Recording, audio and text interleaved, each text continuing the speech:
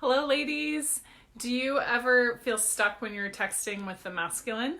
If so, you might be making one of these 5 mistakes, and so I want to share with you the top 5 things that I see us mess up on when we're texting with the masculine, and it might be keeping you from getting to that next date or getting from the date to the relationship. So I'm Violet Lange. I'm so glad you're here. I'm an expert on love, dating, and relationships. And let's face it, a huge part of relationships is texting, especially in the modern world. You know, a lot of people will go weeks when they're first getting to know someone without ever having a phone conversation, sometimes even months, even if they're actually building a relationship. So, you know, some people will say you should never use text. You should only use text for things like logistics. But truthfully, a lot of people don't want to talk on the phone all the time, men and women. And I find that the younger someone is, the less that they want to spend a lot of time talking on the phone, and texting is just what happens. Now, texting actually is beautiful. Texting is just a tool. The apps are a tool. Texting is a tool. You know, everything in our life that's technology based can be used for good or for evil. And so we might as well use these technologies in a healthy way for our relationship, in a way that builds connection and builds closeness. But the things that can go wrong are this. You know, the first thing that I see women suffering with when it comes to texting the masculine is overanalyzing. We get into our head. Unfortunately, we have this track record on our phone. We have like all of our messages, and it's so easy to go back and reread and look for what went wrong. Like, oh, he didn't reply to me. It's because I said the wrong thing, or, you know, I waited too long to respond, or I responded too quickly, or I texted him too often. And it's not that we don't have ways to improve, which is why I'm doing this Facebook Live tonight about texting with the masculine. But if we're stuck in our head and rereading our messages, it's going to put us in a place of probably feeling ashamed or frustrated or anxious. So if this has ever happened to you, that you've ever reread the text messages or overanalyzed what you said, just give me a heart or a thumbs up so I know that that resonates with you. And hi, Ava. Nice to see you. I'm glad that you're here. Hi, Noemi. Hi, Nakoma. Hi, Amanda.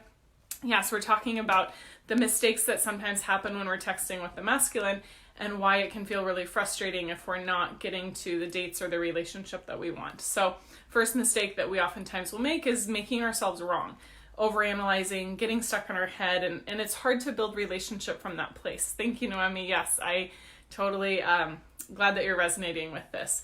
So as women, we typically are really good at problem solving and really good at changing ourselves in order to get approval.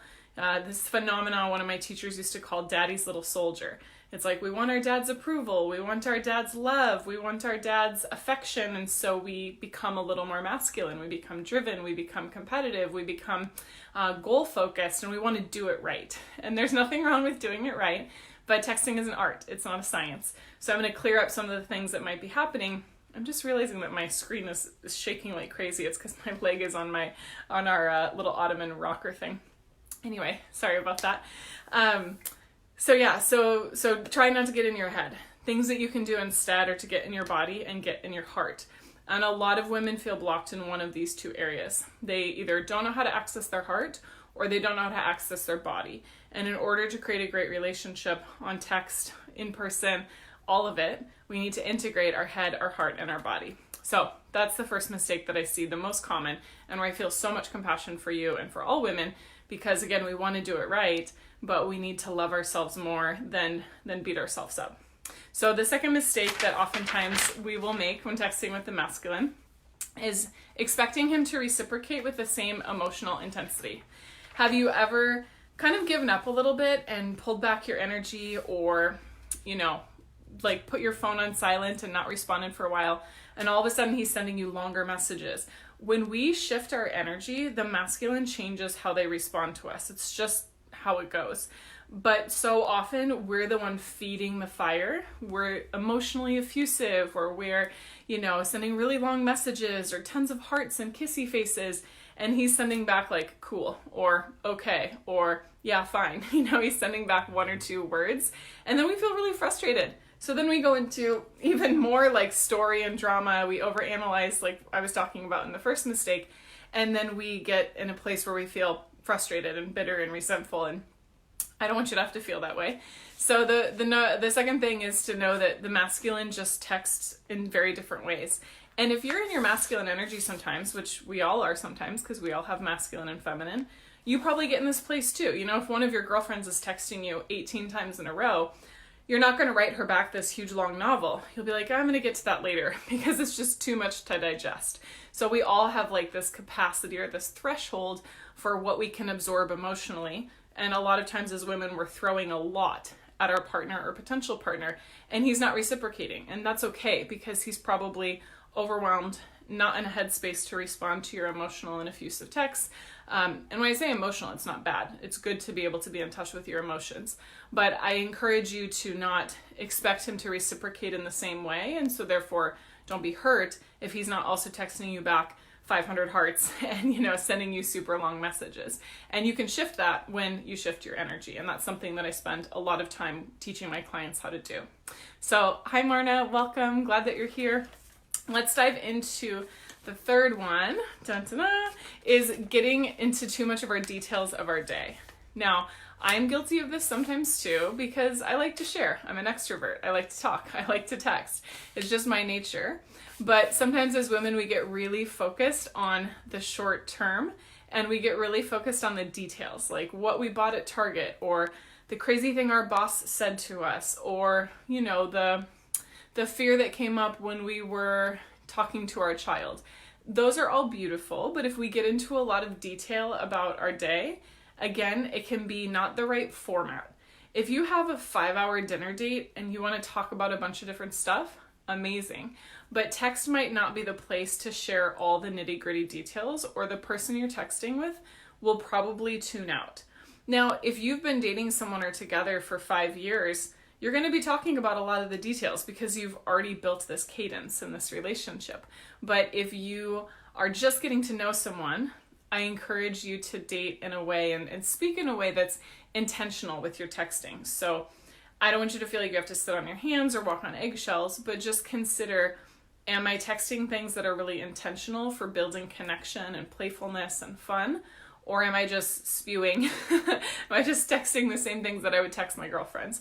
Because like it or not, the texting relationship you develop with a partner or potential partner is and will be and should be different than the sort of text that you send your girlfriends. A lot of times women will be like, I'm so frustrated by this. Why do I have to change? Why isn't he learning how to communicate with me? I mean, a lot of men are learning how to communicate better. They are learning through their workplace or through, you know, taking programs like the ones that I offer that my husband does, or through reading books or all of those things. But we can't always expect them to do all the work for us, and it needs to be a two-way street. So we need to learn the language of texting with the masculine, which is why we're all watching right now, just like the masculine needs to learn the art of texting with the feminine. So yeah, those are the top 3, and we're going to have 2 more. Thank you for joining. Hi, Sonia. Hi, Tiffany. Welcome. Hi, Lori, and hi, Marna. So the last 2, the fourth one is, I'm guilty of this too sometimes, is being passive aggressive, where we're not saying how we feel. We're saying it's fine when it's not really fine. Or we're saying if he cancels us, let's say for a date, we're saying, oh, I'm sorry to hear that. Your boss is such a jerk. I hope you feel better. And inside we're actually fuming. You know, it's anytime we're saying something that's passive or playing the cool girl, but it's not actually how we feel. And then those resentments build up, and it can get kind of rude or acerbic, or it just never really builds the intimacy and the closeness. So ideally you do share your truth. If you're feeling pissed off about him, you know, canceling last minute, you have every right to feel pissed off. Maybe you share that over text, maybe you wait till the next time you talk or the next time you see him, or maybe you don't see him again if he's canceling last minute. So the point is not that you can't share your emotions, but be careful if you fall into this trap of, I've got to be nice or I've got to be the cool girl, because it's going to erode the authenticity of the connection. Better to not say much at all. Just say like, wow, bummer, and leave it at that. It's expressing that you are annoyed, but it's not going into a ton of detail, and it's also not coddling him or you know, making it seem just okay. And then the 5th one is asking too many questions without enough playfulness. So how many of you ever get into a habit of being super curious about your partner and asking them a bunch of questions, but then they don't reciprocate? Hi, Rachel. Welcome. This happens all the time. Women will be like, he's not curious about me. I'm asking him like some pretty fun and cool questions and he's not responding, or he's responding with one-word answers, or I'd ask him 3 questions and he only responded to 1 of them. Again, the masculine isn't necessarily trying to be a jerk, although some men are. They just might not be putting the attention on it that we would want. You know, they might not be making the time. And if we're peppering them with questions, it will start to feel like an interview. So we don't want our curiosity to become bigger than their attention to us. I want you to feel adored. I want you to feel like he's drawing you out and staying curious about you.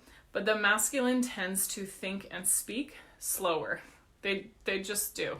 Men and women alike, when we're in our masculine, it's like we're so focused that we're not necessarily connecting to our heart and to our feelings and our curiosity in the same way. So we're focused on whatever our focus is and not on these different layers and these different depths of relationships and relating. So if you feel like you're asking a ton of questions, you need to come back to a sense of playfulness. So playfulness, warmth, mystery, how to have the right energetic and emotional balance, how to integrate our head, our heart, our body. These are all things that I work with my clients on because, like I said, texting is an art and communicating is such a huge part of relationship, both verbally, but also non-verbally. I can't tell you how many times, like clockwork, I work with a woman on her energy and shift her energy, and then the things in her relationship change, the things in her dating change. And I know that sounds a little bit woo-woo. It's not like we're shifting her energy in some crazy way. It's just getting her in touch with her head, her heart, her body, and also getting her in touch with what she really wants, so she's not settling and she's not resorting to these kind of passive-aggressive techniques that maybe served her in past relationships when she was dating someone who wasn't high quality, but won't really build a connection with a high quality attuned partner. So instead of making these mistakes, I want everyone to feel confident about texting with the masculine, about using this tool and this technology to build a relationship that you want, and knowing how and when to be really vulnerable on text, or to be effusive, or to let someone know that you miss them. There's a time and a place for all of that, but we have to build the relationship with a lot of confidence, with a lot of skill, and also with a lot of trust within ourselves that no matter what, we're going to be okay, and there is an abundance of men. We don't have to cling to one particular person or beat ourselves up if something's not working in that relationship. We can just choose something better for ourselves. I really feel like we can be empowered in our relationships. We don't have to just repeat the old patterns or play the damsel in distress. Like, this is a skill you can learn just like everything else. So I'm going to be doing some cool stuff in November that we'll be announcing later this week or early next week. Next Wednesday, I'm going to do a special Facebook Live just in this group about how to fall in love with dating. So if you are feeling stuck, you're sick of dating, you're feeling annoyed by the apps, you want to have some cool dates and partnership potential, around the holidays, but you don't know where to start, I'm going to do a live training next Wednesday at 6 p.m. Pacific, same time, same place, but it's going to be a little longer, probably about 45 minutes. So make sure you show up ready with your questions, with a notebook or a journal and a pen.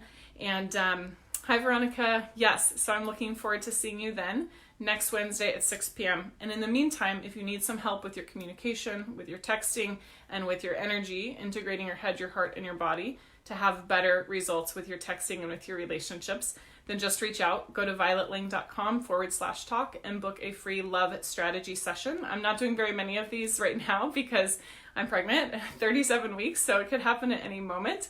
But there are a few spots on the calendar, so go ahead and set one of those up if you're really serious about changing this part of your life. That's violetlange.com/talk for your love strategy session. And then I will see hopefully all of you next Wednesday at 6 p.m. as we talk about how to fall in love with dating this time of year and ongoing.